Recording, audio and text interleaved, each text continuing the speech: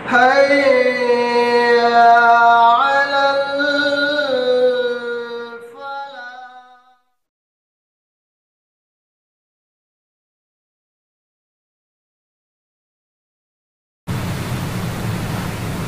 الحمد لله والصلاة والسلام على رسول الله وعلى آله وصحبه ومن والاه أما بعد.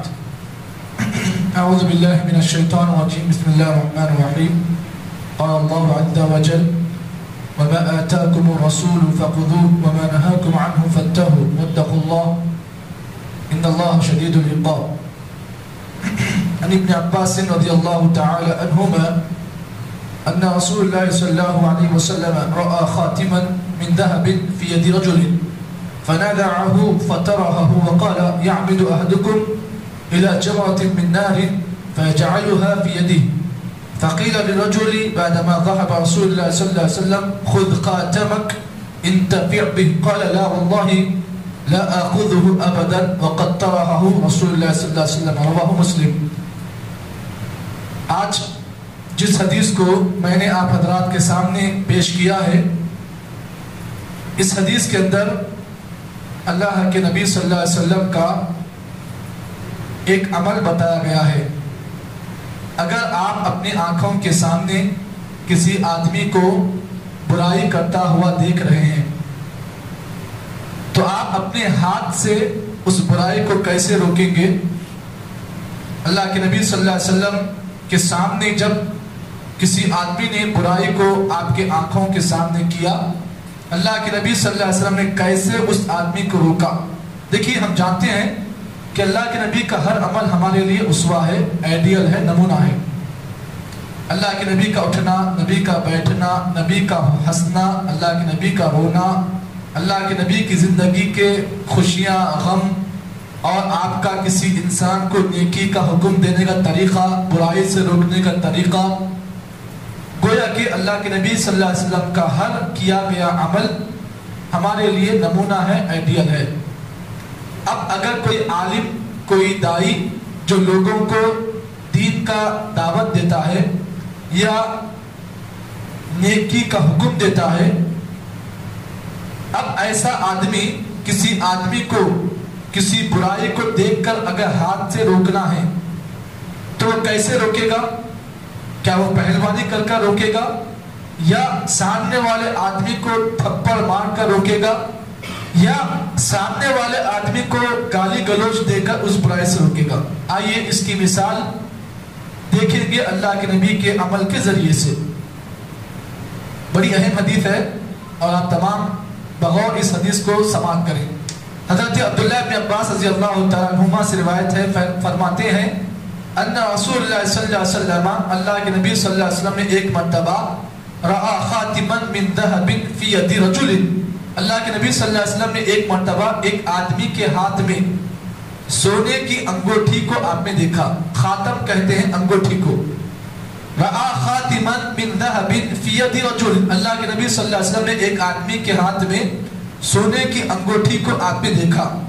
آپ نے کیا کیا؟ فنزعه، آپ نے اس آدمی کے ہاتھ کو پکڑا، جس انگلی میں انگوٹھی تھی آپ نے نکالا، فطرحه، اس آدمی کے آنکھوں کے سامنے اس انگوٹھی کو آپ نے پھینک دیا۔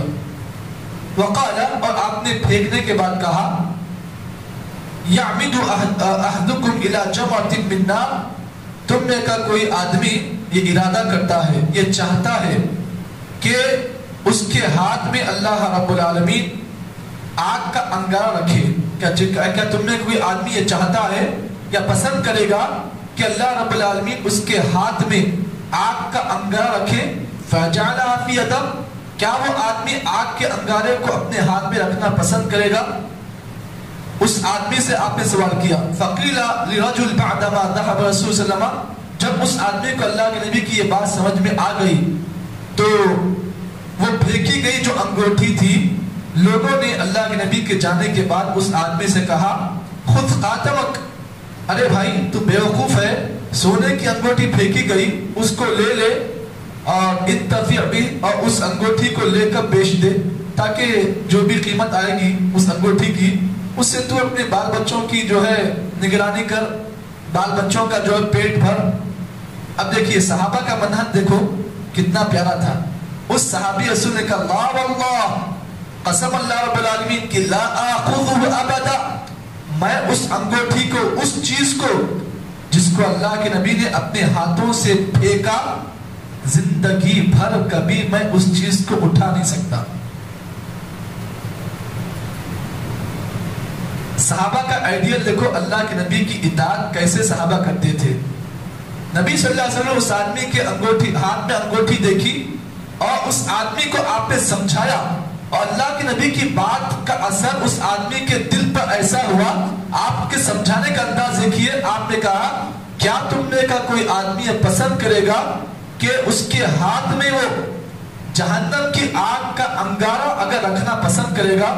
اس آدمی نے کہا اللہ واللہ یا رسول اللہ، اللہ کے رسول، ہم میں سے کسی آدمی کے اندر طاقت نہیں ہے کہ وہ آگ کے انگارے کو اپنے ہاتھوں میں رکھے. تو اس حدیث سے معلوم یہ ہوا، بہت ساری باتیں معلوم ہوئی. پہلی بات اس حدیث سے ہمیں اور آپ کو جو معلوم ہوئی وہ یہ ہے کہ مردوں کے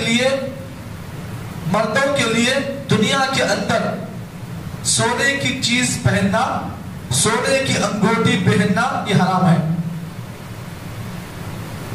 اب ہمارے ہندوستان میں، پاکستان، سری لنکا میں، بنگلہ دیش میں کیا ہوتا ہے، منگنی کے ٹائم پر دلہے کے ہاتھ میں کنی انگلی پر انگوٹھی لگائی جاتی ہے. کون سی انگوٹھی؟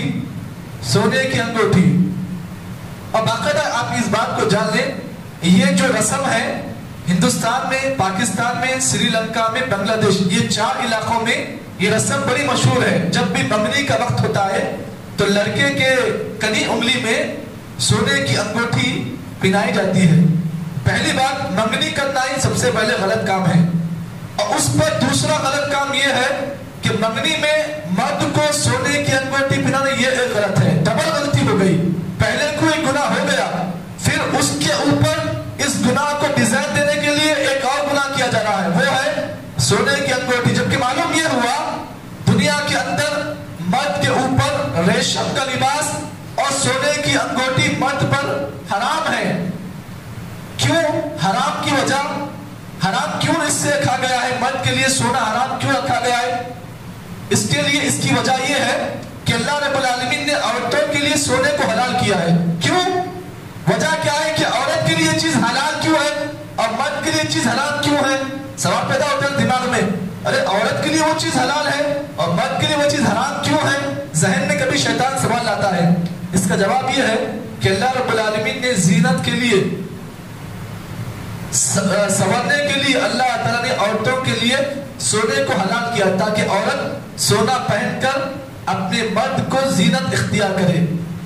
تو اسی لیے اللہ رب العالمین نے بطور زینت کے عورت کے لیے سونے کو حلال کیا ہے، لیکن مرد کے لیے اللہ رب العالمین نے سونے کو حرام کیا ہے.